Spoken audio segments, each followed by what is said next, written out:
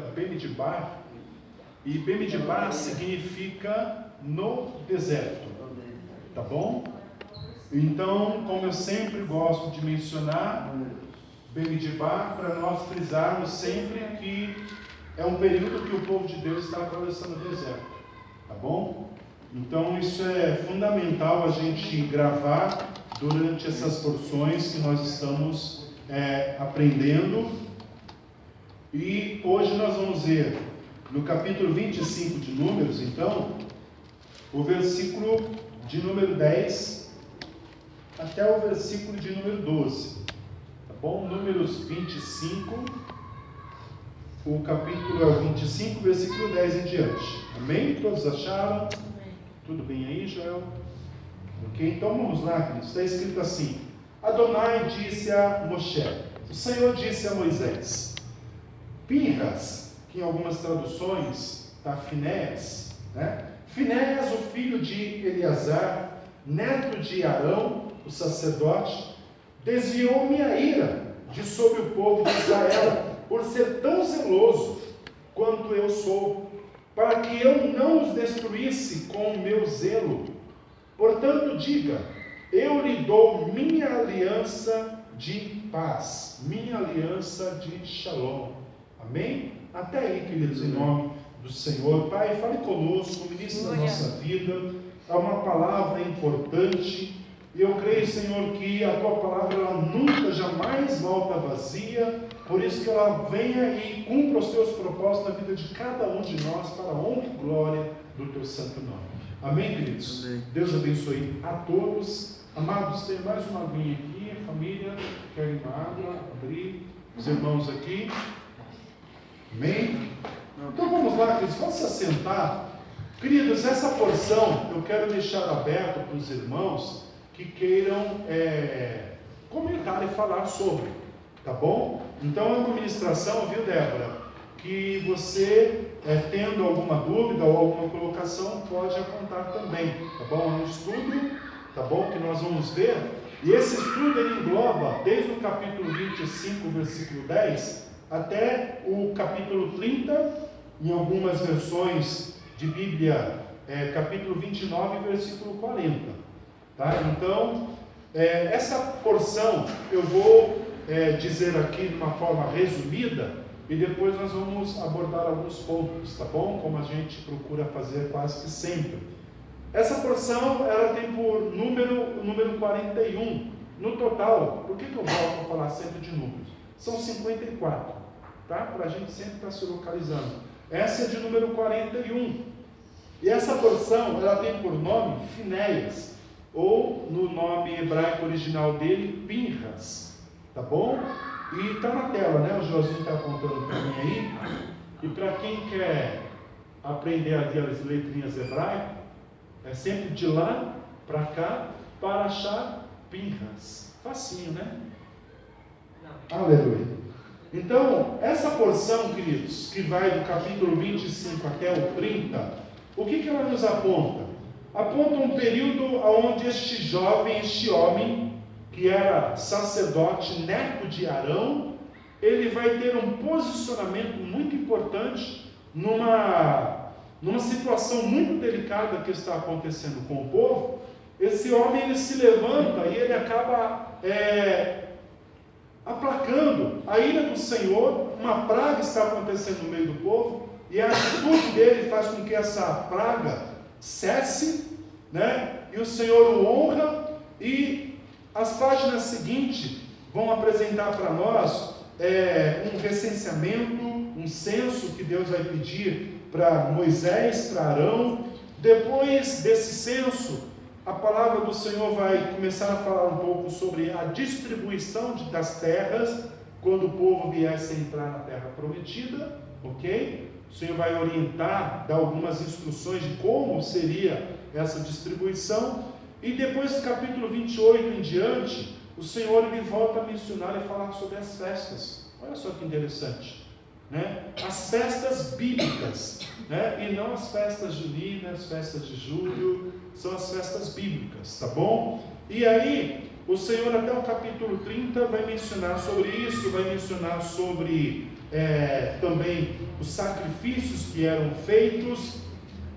Então vamos apontar agora algumas particularidades sobre essa porção chamada Finéias ou Pinhas, que é o nome dele. Queridos, para a gente poder adentrar nessa porção, a gente falava essa semana, com alguns irmãos, com o Rodrigo, por exemplo, que essa porção ela é muito bacana e ela não tem como desgrudá-la, desvinculá-la da porção anterior, porque a porção anterior acaba falando justamente que o povo de Deus, que Balaão tentou amaldiçoar, lembra dessa história? Débora, lembra dessa história? Balaão, ele foi um sacerdote que foi pago, ofereceram dinheiro para ele, Balaque ofereceu dinheiro para Balaão, para amaldiçoar o povo de Deus que estava vindo, para, digamos, tomar posse da terra. E o rei Balaque fica com muito medo, preocupado, e chama Balaão para amaldiçoar, porque ele acredita que Balaão amaldiçoando, eles teriam o poder de, com o exército deles, pelejar e vencer o povo de Deus. E o que acontece? Balaão, ele não consegue amaldiçoar. As 3 vezes que ele tenta se colocar diante do povo para amaldiçoar o exército de Deus, o povo de Deus, o próprio Deus acaba colocando as palavras de bênçãos na boca dele. Então o Senhor converteu a maldição em bênção. E a única coisa que Balaão junto com Balaque eles pensam em realizar e que acabou de certa forma dando certo, foi o quê? Vamos fazer com que eles acabem traindo o seu próprio Deus. Já que nós não podemos amaldiçoá-los, porque o Eterno já os tem abençoado, eu sei que Deus abomina algumas atitudes. E qual que é a atitude deles? Toda guerra, isso é interessante a gente frisar, toda batalha que eles tinham, era normal eles tomarem os despojos. Então o exército, o que o exército levava? Levavam riquezas, muitas vezes na guerra eles invadiam a cidade, levavam ali os animais, e levavam também algumas pessoas, levavam inclusive mulheres. E o que aconteceu? Balaão e Balaque, eles falaram que essas mulheres, deixe que elas sejam infiltradas no meio do povo, só que elas foram orientadas para se deitarem com esses homens, e não só isso, mas a introduzir também no meio deles a idolatria. E com isso, o povo do Eterno passou a ser diante dos olhos do Senhor algo terrível. Por quê? Deus falara para eles não praticarem a idolatria, e aquelas mulheres que foram tomadas acabaram introduzindo no meio deles a idolatria. E com isso, o Senhor fez com que uma praga viesse sobre eles, e essa praga, a Escritura aponta que 24.000, deixa eu ver aqui, 24.000 pessoas, no capítulo 5, versículo 9, fala que 24.000 pessoas morreram. E essa praga ela está acontecendo. E aí entra essa porção que a gente já leu, um trecho dela. Como que essa praga ela vai cessar? Aí entra Finéias, entra Pinhas. O que ele fez? Pinhas, ele está analisando e vendo tudo isso acontecer, e um dos príncipes de Israel, um dos líderes de Israel, ele pega uma mulher midianita, e ele passa no meio da liderança de Israel, Moisés, Arão, diante de todo o povo, e ele pega e está afrontando ali a liderança, e ele vai para a sua tenda, e para ali praticar atos, e também acabar praticando a idolatria, aquilo que é abominável aos olhos do Senhor. E Pinhas, ele está observando tudo isso, Finéias está observando tudo isso, e quando ele vê esse casal indo para a sua tenda, ele sai de fininho, pega uma lança, e quando ele entra na tenda e vê o casal, um dos príncipes de Israel e uma mulher midianita, que está introduzindo a idolatria no meio do povo também, ele pega uma lança e ele atravessa os dois, e ele acaba matando os dois. E isso, o que acontece? Deus, através dessa morte, Deus, ele cessa a praga. E aí, cessando essa praga, o Senhor estabelece uma bênção sobre a vida de Finéias. Deus fala para Moisés no versículo 12: portanto, diga para Finéias, eu lhe dou minha aliança de Shalom, minha aliança de paz. Amém? Nós vamos compreender um pouquinho sobre essa questão dessa aliança, né? Essa aliança de paz. O porquê que Deus está liberando essa palavra sobre a vida deste rapaz, deste homem chamado Finéias. Por que o Senhor está dizendo, eu estou te abençoando com uma aliança de paz? E não só isso, o Senhor está dizendo, continua falando no versículo 13, acompanhe comigo por favor. Ele não só está estabelecendo uma aliança de paz sobre ele, mas continua falando assim, fazendo uma aliança com ele e seus descendentes, depois dele, de que o ofício de sacerdote será deles para sempre. Isso porque ele foi zeloso da causa de ser Deus, e fez expiação pelo povo de Israel. Então o ato dele de atravessar aquele casal com uma lança, o Senhor, ele se agradou desse ato. Por quê? Porque ele estava acabando, destruindo com a idolatria, com aquela atitude de idolatria no meio do povo.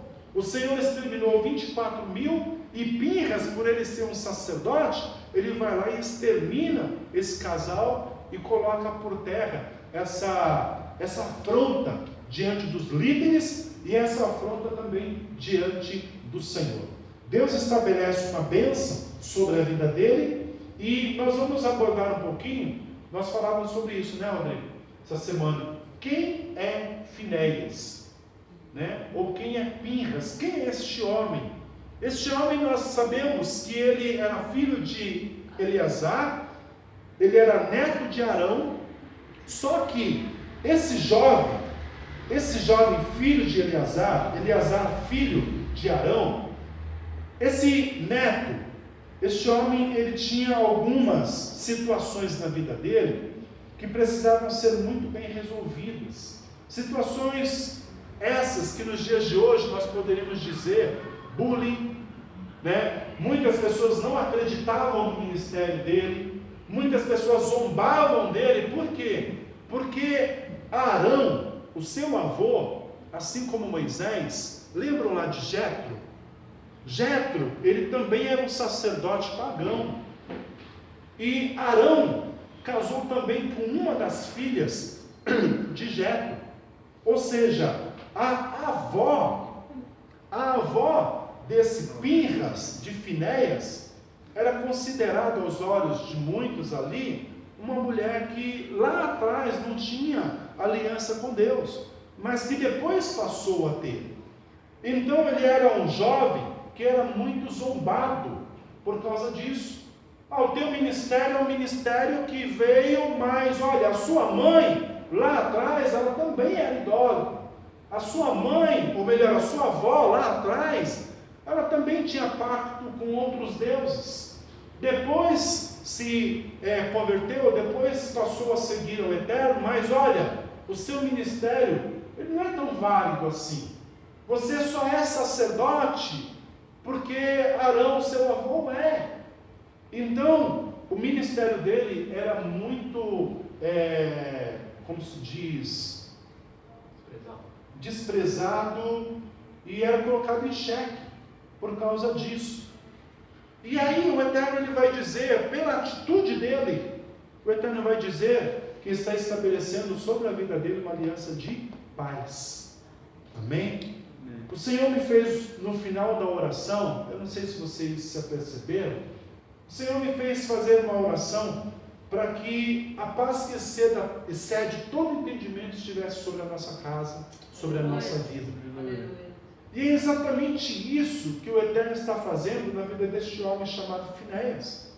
Ele está estabelecendo uma paz que nenhuma confusão externa viesse impedir o agir dele, que nenhuma palavra de fora, nenhuma acusação viesse interferir no ministério, naquilo que Deus entregou na mão dele. Isso para nós é muito importante, queridos, porque, primeiro, a palavra do Senhor afirma que todos nós somos sacerdotes de Deus, reis e sacerdotes. Só que muitas vezes o inimigo ele tenta colocar em xeque aquilo que Deus entregou para nós.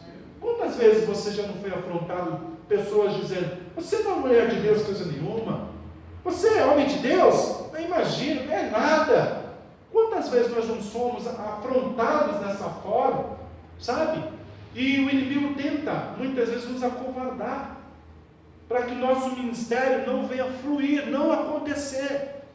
E Pinhas, Finéias, ele está nessa mão. Eu estou fazendo, eu estou cumprindo com o meu sacerdócio, estou fazendo tudo direitinho, mas tanta gente desconfia, tanta gente duvida do meu ministério. Aí quando ele tem esse ato de aplacar a fúria, a ira de Deus, o Senhor vê aquilo como um ato zeloso, como ele estivesse declarando: Senhor, eu cumpro a tua palavra, Senhor, eu tenho ódio, né, vamos dizer assim, quando essas pessoas acabam fazendo aquilo que não te agrada. Né? O original aponta, inclusive, aqui no lugar de zelo, ciúmes. Né? Então, ele se levanta, vai lá, atravessa uma lança nessas duas pessoas, aplaca ali a praga, e o Senhor estabelece a bênção sobre a vida dele. E não só isso, Deus estabelece a bênção sobre ele e sobre toda a sua descendência. Aleluia. Isso é tremendo, queridos. Isso é tremendo por quê? Porque toda a sua família, dali para frente, poderiam sofrer o mesmo tipo de ataque. Seu pai, Finéias, a avó dele servia a outros deuses. O ministério de vocês não é válido. Então, quando o Senhor ele faz isso, e Moisés, como o líder sobre todos eles, vai lá e declara isso sobre Finéias, é para que todo o povo viesse a compreender e saber que Deus reconhecia o ministério na vida de Finéias. Amém?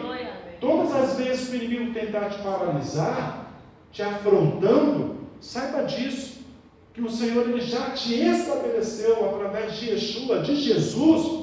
O Senhor ele já te estabeleceu como sacerdote, como rei, para cumprir com o seu ministério, com a vontade dele sobre a tua vida. Amém, queridos? Bendito seja o nome do Senhor. E ainda fala que o Senhor se agradou dele, porque ele foi zeloso, e ele fez ali um ato de expiação pelo povo de Israel. Quando ele atravessa os dois com aquela lança, o Senhor está dizendo que aquele ato foi um ato também de expiação. O que é expiação? Aplacando a ira do Senhor e acabando, digamos assim, com o pecado no meio do povo. Então, quando ele mata aquele homem, aquela mulher, o Senhor compreende ali também que é como se fosse um sacrifício que está aplacando o pecado no meio do povo. Isso daqui tem algo muito importante por trás disso. Por quê? Porque por muito tempo o povo do Senhor não acreditava que um homem derramando sangue pudesse perdoar pecados. O sacrifício de um homem não pode apagar o pecado. E o que o povo fazia normalmente? Sacrifício de animais, não é verdade? O povo normalmente, eles estavam acostumados a sacrificar animais, e todo ano, em Yom Kippur, uma das festas, eles recebiam ali também o perdão do Senhor. Então eles estavam acostumados ao sacrifício de animais, e Deus assim perdoava o povo. Mas o Senhor está apontando aqui que através desse ato de Pinhas, Finéias ter matado esses dois, o Senhor estava também perdoando, tirando do meio deles o pecado da idolatria. E por que disso? Queridos, porque lá na frente, Yeshua, como homem, ele seria sacrificado para perdoar os nossos pecados. Aleluia. Amém? Então existe uma linha de pensamento, até judaico, que eles não aceitavam o fato de um homem dizer que ele, sendo sacrificado, poderia estar perdoando o pecado das pessoas. Então o Senhor ele faz com que através desse ato fosse declarado sobre o povo que o pecado deles estavam sendo perdoados, e lá na frente Yeshua ele vai cumprir também no madeiro o sacrifício, perdoando a toda a humanidade. Amém? Bendito seja o nome do Senhor. Então tudo se casa, tudo tem uma ligação, porque muitos não podem apontar e dizer: mas não pode ser dessa forma. A Escritura deixa tudo registrado, tudo apontado, e como o Senhor assim fez no meio do seu povo e realizou através de Yeshua também o perdão dos nossos pecados. Amém? Deixa eu falar uma outra coisa. Eu quero trazer aqui, lembrar, na verdade. Lembram-se que na porção passada nós falamos que duas coisas, destroem o povo de Deus. Oséias, se eu não me engano, fala que a falta de conhecimento, o povo é destruído por falta de conhecimento. Amém? E outra coisa, que o povo, ele acaba sendo destruído, e nós vimos aqui no final dessa porção, a porção anterior, na verdade, que o povo ali é destruído pela não obediência da sua palavra, dos mandamentos. E nesse caso aqui, eles foram envolvidos, e acabaram praticando o que? A idolatria. O que destrói um povo? Amém? O que destrói um povo? O não cumprimento, a não observância da palavra de Deus. O que destrói uma pessoa? Quando a pessoa ela não está atenta àquilo que a Escritura aponta que nós devemos fazer. A palavra de Deus, queridos, ela tem toda a instrução que nós precisamos para viver. Amém? Tudo que nós, como seres humanos, e até como nação, precisamos para caminhar, a palavra de Deus, ela tem a instrução de como caminharmos. Tanto que nessa porção de Finéias, o Senhor, por exemplo, vai falar de como eles iriam dividir as terras. Olha, a família pequena, vocês vão entregar terra menor. A família que for maior, vocês vão entregar uma porção maior. Vocês devem fazer exatamente dessa forma. Já vimos em outras porções que, por exemplo, a pessoa que recebesse uma terra, essa pessoa, ela tomava posse daquela terra, ainda que ela viesse vender, na verdade ela não estava vendendo a terra, ela estaria vendendo, na verdade, o uso da terra. Então a pessoa que estivesse comprando, na verdade, depois de 50 anos, teria que devolver para o seu verdadeiro dono. Então isso daí é interessantíssimo, porque o Senhor ele faz a distribuição e ele cuida de muitos detalhes, inclusive disso. E dentro dessa distribuição, tem uma ocorrência aqui interessante para nós, que existe uma família que a distribuição normalmente ela era realizada através e para os homens. Então todo o cabeça de família, o homem, ele recebia a sua porção. Só que existia uma família que não possuía homens, só mulheres. E aí o Eterno, ele acaba abrindo uma exceção dentro dessa distribuição de terras, para que essas mulheres também fossem favorecidas. Então o que isso nos ensina, queridos?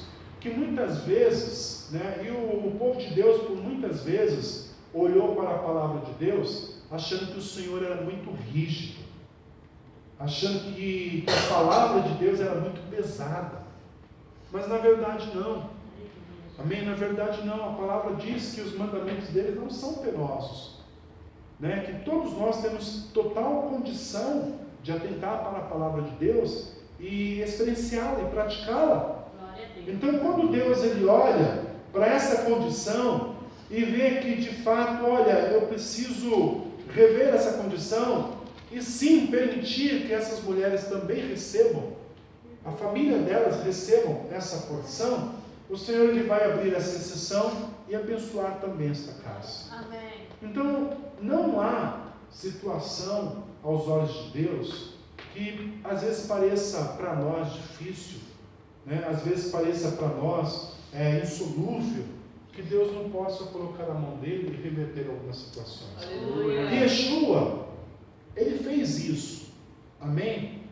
Quando as pessoas lá no Novo Testamento, quando os fariseus, quando os judeus lá da época, eles achavam difícil cumprir a palavra de Deus, o que Yeshua ele veio e fez? Yeshua, ele não veio para anular, ele veio para explicar e ensinar o povo de uma forma muito simples, como se cumprir a palavra de Deus. Aleluia. E ele deixou para nós um ensinamento muito tremendo, que até hoje nós vivenciamos e procuramos praticar. O que Yeshua, de forma, entre aspas, resumida, ele acabou fazendo com os mandamentos? Ele, de forma resumida, ele disse: vocês devem amar a Deus acima de todas as coisas e o teu próximo como a ti mesmo. Então ele não anula, mas ele de certa forma acaba simplificando para que as pessoas não viessem olhar para os mandamentos de Deus como algo muito duro, para algo que, olha, dificilmente nós teremos condições de fazer isso. Então Yeshua ele vem e ele ensina, e ele pratica, e ele faz, e ele diz: é simples, basta apenas vocês amarem ao Senhor acima de todas as coisas e ao teu próximo, como vocês mesmos, e certamente vocês estarão cumprindo a vontade de Deus. Aleluia. Isso para nós nos dias de hoje, queridos, também não é tão diferente, amém? Porque se nós olharmos para os mandamentos, a palavra de Deus, e procurarmos fazer isso, nós podemos vivenciar o melhor de Deus também nos nossos dias, amém?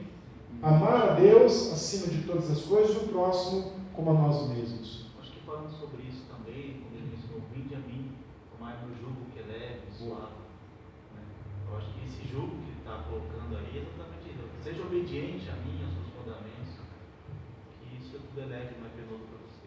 Amém. Quantas vezes você, eu, quantas vezes nós já pensamos: Senhor, mas isso é tão difícil de fazer, Senhor, isso é tão delicado, Senhor, isso agora eu não consigo. Tem muita gente que diz assim: perdoar não, né? O perdão na vida de muita gente é tão difícil, porque a pessoa, ela não olha para a palavra, ela olha para a situação, para a pessoa que ocasionou, que fez, e aí ela pesa tudo isso, e ela diz: não tenho condições, eu não vou fazer isso. E aí a palavra do Senhor, ela simplesmente pede para que a gente olhe para ela, observe ela e procure praticar.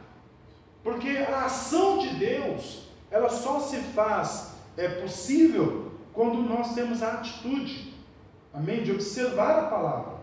Então Deus não pede para que a gente analise a situação, observe, pese direitinho, e aí você vai e perdoa. Não, o Senhor fala: perdoe. Perdoe aqueles que estão te ofendendo. Imagine se Finéias aqui mesmo nessa porção, um sacerdote que tem a autoridade de abençoar o povo. Imagina se ele fosse um homem rancoroso, observando todas as pessoas que duvidam do seu ministério, e agora com essa bênção de Deus sobre a vida dele e toda a sua família. Imagine se ele tivesse um coração rancoroso, e quando ele estivesse ali na ocasião de abençoar o povo, de ministrar o povo com a palavra de Deus, ele deixasse o seu coração ser levado por tudo isso. Olha, vocês não ficaram zombando de mim? Agora chegou a minha vez. Agora eu estou por cima, eu vou dizer tudo o que eu penso acerca de vocês. Então, como sacerdote, a função dele não era essa. Amém? A função de um sacerdote qual é? De abençoar, de ser instrumento de Deus para abençoar o povo. É a função de um sacerdote ter o seu relacionamento com o Eterno e abençoar o povo. Qual é a nossa função? Amar a Deus acima de todas as coisas, ter um relacionamento com Deus e abençoar o povo. Amém? Amém. A função de sacerdote, querido, ela foi transferida para nós, a nossa função de continuar servindo ao Senhor e a nossa função de continuar amando o próximo como a nós mesmos. Então, Finéias, ele não permite que esse tipo de sentimento adentrasse no seu coração. E um ponto aqui para nós também, ele mata 2 pessoas. Amém? Só que a palavra de Deus, ela condena isso também. Os mandamentos apontam o quê? Não matarás. E por que além de ele ter matado, Deus vai e abençoa eles, inclusive? Quando a palavra, na verdade, aponta que não se deve matar. Amém? Então, na verdade, o que Finéias, ele faz aqui, ele está acabando com a idolatria, porque a idolatria também era uma das condições que, quando a pessoa ela praticava, os mandamentos apontavam também que a pessoa que praticava a idolatria, ela era punida com a morte. Então, na verdade, Pinhas, ele não está matando, ele está cumprindo com o mandamento do Eterno. E cumprindo com esse mandamento do Eterno, ele acaba cessando com essa praga no meio do povo. O que eu quero dizer com isso, queridos? Muitas vezes, nós temos que cumprir a palavra de Deus e nós ficamos medindo as coisas. Nós ficamos medindo como fazer, se vai ser bom ou se vai ser ruim. O que esse povo ele está praticando aqui? Eles estão praticando atos que aos olhos de Deus é abominável. E Pinhas, ele se levanta e ele vai lá e extermina esse casal que estão se prostituindo aos olhos de toda a liderança de Israel. Estão praticando algo que é abominável aos olhos do Senhor, e toda a liderança está ali observando. Então o Senhor acaba se agradando do zelo que Finéias acaba tendo, porque é o mesmo zelo que o Senhor tem pela sua palavra. E aí eu quero concluir com algo que o Senhor ministrou ao meu coração. A palavra do Senhor diz, o salmista declara, e isso acontece também em um dos textos, que inclusive está aqui também, dentro dessa porção, lá no Novo Testamento, que fala, Yeshua, em certa ocasião, Jesus em certa ocasião, vocês se lembram que os cambistas estavam vendendo coisas dentro do templo, e ali o Senhor pega um pedaço de corda e ele acaba preparando ali, e ele sai açoitando todo mundo, expulsando os comerciantes. E aí os discípulos, observando tudo isso, eles se lembram do que está escrito, que o zelo da tua casa me consome. E Yeshua, ele também foi zeloso para com a casa de Deus. E o salmista Davi, ele também, em certa ocasião, ele vai declarar isso também, que o zelo da sua casa me consome. Davi, ele queria muito construir o templo para Deus. Deus fala para ele, você não vai construir.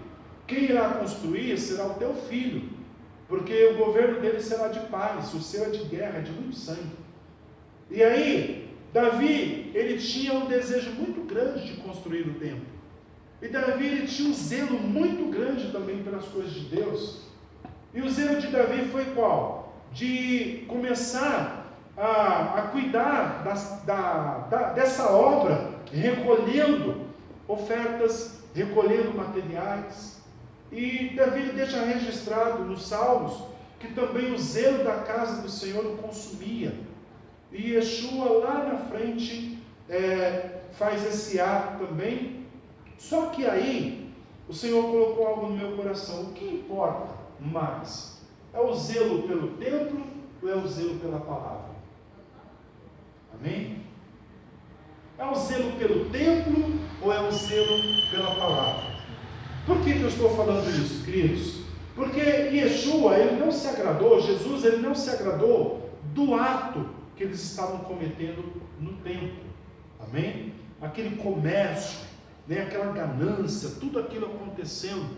Ele não se agradou daquilo e ele acabou tendo aquele ato, expulsando os mercadores do templo. Os discípulos, eles observam e falam: nossa, que coisa tremenda, a palavra fala isso, o zelo da tua casa me consome. Mas muito mais do que o zelo pela casa, o Senhor, ele se agrada que tenhamos zelo pela palavra. Amém? Por que eu falo isso, queridos? Porque o próprio Senhor, ele vai apontar depois que não iria ficar pedra sobre pedra. Então aquele templo, que parece que ele está tendo zelo pelo templo naquele momento, na verdade depois ele vai falar: tudo isso vai cair por terra, nada disso vai ficar de pé. Então o zelo que o Senhor, ele deseja pelas coisas de Deus é pela sua palavra. Aleluia. E Finéias, ele está tendo um zelo aqui, que é o zelo do próprio Deus, que é acabar com o pecado da idolatria. E isso está onde? Está nos mandamentos do Senhor, que todo pecado de idolatria, a pessoa que o cometesse, deveria ser exterminada do meio do povo. Então Finéias, ele está tendo um zelo pela palavra do Senhor. Amém? Nós podemos ter um zelo pela casa de Deus. Nós podemos vir aqui todos os dias e adornar e preparar esse ambiente e deixá-lo cada vez melhor, mais bonito, deixá-lo cada vez mais aconchegante, mais luxuoso, seja o que for. Mas na verdade, querido, o templo, ele passa. Amém? Porque o dia que o Senhor permitir e desejar, a gente sai daqui e vai para outro lugar, e vai ter o mesmo zelo, o mesmo cuidado, mas o que importa na verdade é que nós tenhamos zelo pela palavra de Deus. Aleluia. Amém? Zelo pelas coisas de Deus, sim, mas zelo pela palavra de Deus é o fundamental. Porque o que Yeshua, ele comete lá aos olhos dos seus discípulos é algo que vai ensiná-los dali para frente. Vai ensiná-los que eles devem ter o zelo pelas coisas de Deus e muito mais pela palavra do Senhor. Por quê? Porque em Atos, para a gente finalizar, em Atos 6, a igreja está crescendo, os discípulos já estão cheios do Espírito Santo, e o que acontece? As viúvas, os órfãos, começam a serem colocados um pouco de lado, não estão dando muita atenção para eles, e aí os discípulos, eles fazem uma reunião e dizem: é necessário que nós venhamos cuidar disso, só que nós não podemos, nós precisamos atentar para a palavra e para a oração. E atentar para a palavra é estudar sim a palavra, e não só estudar, praticá-la, vivenciá-la, amém? Cumpri-la. Nós precisamos atentar para isso e vamos levantar obreiros, diáconos, para cuidar dessa tarefa, o cuidado com as viúvas, com os órfãos, para que eles também não fiquem deixados, abandonados, e eles se preocupam com o zelo da palavra de Deus também, de continuarem aprendendo, buscando a direção de Deus, praticando essa palavra e anunciando a palavra de Deus, e tudo isso debaixo de uma cobertura também de oração. Então, queridos, não é o zelo só pela casa, pelas coisas, mas nunca venhamos deixar o zelo primordial, que é da busca, da prática da palavra de Deus na nossa vida. Amém? Finéias, ele recebe uma bênção que vai mudar completamente, não só a vida dele, mas de toda a sua geração futura. Ele vai receber aquilo que ele necessitava para poder caminhar e desempenhar muito bem o seu ministério. Eu sei que nós precisamos da bênção de Deus em muitas áreas da nossa vida. Amém? Nós precisamos, com certeza. E eu creio que o Eterno, Ele sabe muito bem disso. Que para a gente fluir, para cumprir a vontade dEle, eu creio que o Senhor, Ele tem, sabe, preparado para nós uma bênção tal. E essa bênção, ela vai trazer paz aos nossos corações. Para que a gente possa fluir no querer de Deus. Amém? Bendito seja o nome do Senhor. Amados, deixa eu abrir para os irmãos também poderem colocar seus apontamentos também, perguntas também se tiverem. Amém? Em nome do Senhor, fiquem à vontade. Rodrigo, eu sei que gosta de acompanhar bastante os estudos. Gilmar, Maiara também. Débora também, fica à vontade, viu? Para fazer algumas perguntas, se assim desejar. Vamos lá, queridos. Essa colocação sua, eu concordo, que a preocupação tem que ser mais com a palavra, mas eu acho que nesse contexto as coisas estão bem conectadas, a questão do tempo com relação ao uso da palavra também. Porque nas palavras do próprio Yeshua, ele cita um profeta, que se eu não me engano é Isaías, que a casa de meu pai será chamada casa de oração para todas as nações, todos os povos. A gente não viu isso acontecendo, né? No tempo de Yeshua e antes dele, o templo era praticamente uma exclusividade dos judeus e do povo de Israel. Mas futuramente, creio que haverá um templo onde será a casa do Pai e será uma casa de oração para todos os povos. O zelo do Senhor, né? E isso é interessante, Rodrigo, porque assim, a preocupação de Yeshua de terminar com aquela mercado, né, com aquele comércio todo, era para trazer o foco principal também, né, para dentro da igreja, que na verdade é a igreja. E se a gente trazer para os tempos nossos atuais, a gente vê que muitas igrejas também, infelizmente, o foco às vezes se perdeu muito, né, dentro das igrejas, principalmente por causa do sincretismo religioso, essa busca frenética, né, pela teologia de prosperidade, que as pessoas não medem, né, o que está escrito, elas querem a bênção, né, elas querem receber, e com isso elas acabam não analisando o que o Senhor deixou para nós escrito, não querem saber se é certo ou se é errado. Muitas vezes as pessoas estão vivenciando grandes comércios, né, dentro da igreja, e que se Yeshua de repente tivesse, né, nos nossos tempos hoje, ia precisar de muita chibata, né, para botar muita gente para fora, né, dos tempos dos dias de hoje, né? Então a igreja, quando eu coloco na questão da igreja de não nos preocuparmos, né, não que a gente não deva tentar, a igreja, como você mesmo colocou, sempre haverá, né? Sempre haverá. Hebreus fala da necessidade de congregarmos, tudo, né? Mas o foco principal é de buscar a palavra de Deus, a oração, sempre, né? Adri, sempre quer te chamar. Débora, tem alguma pergunta, querida? Eu achei bonita aqui. Quando falou, eis que lhe deu aliança. Deus deu aliança, porque Deus quer o povo unido, né? Amém. De Israel. Tá? Amém. Deu a ele a aliança de paz. Deu a aliança de paz. Amém. Essa aliança, Débora. Oi? Fala, pastor. Não, essa aliança, ela foi muito importante para a vida de Finéias. E na verdade essa aliança Deus tem com todo o seu povo, né? Com todo Israel, né? E essa aliança Deus tem com a gente também nos dias de hoje, né? Bendito seja o nome do Senhor.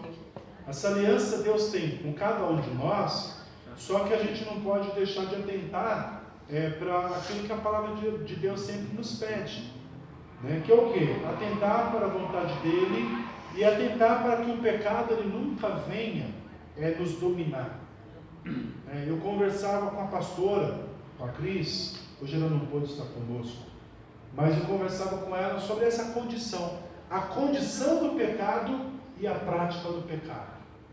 É muito diferente. Todos nós estamos, por causa de Adão, estamos na condição de pecadores. Todos nós, ninguém pode apontar e bater no peito e dizer: eu não sou pecador, eu não sou mais, o Senhor já pagou o preço na cruz, já me perdoou, eu não sou mais. Ou seja, já está pecando, porque está mentindo. Então, a condição do pecado, todos nós nos encontramos. Agora, na prática do pecado, aí é diferente. Então, a pessoa que se encontra na condição do pecado, essa pessoa, ela é salva. Amém? A salva, é claro, através de Yeshua, de Jesus. Essa pessoa é salva. Agora, a pessoa que está na prática do pecado, aí cuidado. Aí cuidado, porque essa pessoa, ela está caminhando rumo à perdição. Está perdendo a sua vida eterna. Então é uma condição diferenciada. Eu conversava isso um pouco com a pastora, e falando nessa questão de aliança. Deus tem conosco uma aliança, amém? E essa aliança ela é válida o tempo todo, desde que nós compreendemos isso. Estamos na condição como pecadores, mas não estamos na prática como pecadores. Ou seja, isso nos fortalece para afirmarmos cada dia mais que, ainda que na condição de pecadores, nós temos a salvação por meio do Senhor. Somos salvos, amém? Somos salvos pelo Senhor. Mas a prática do pecado pode nos tirar, essa condição de salvos no Senhor. Porque antes eram os sacerdotes, né?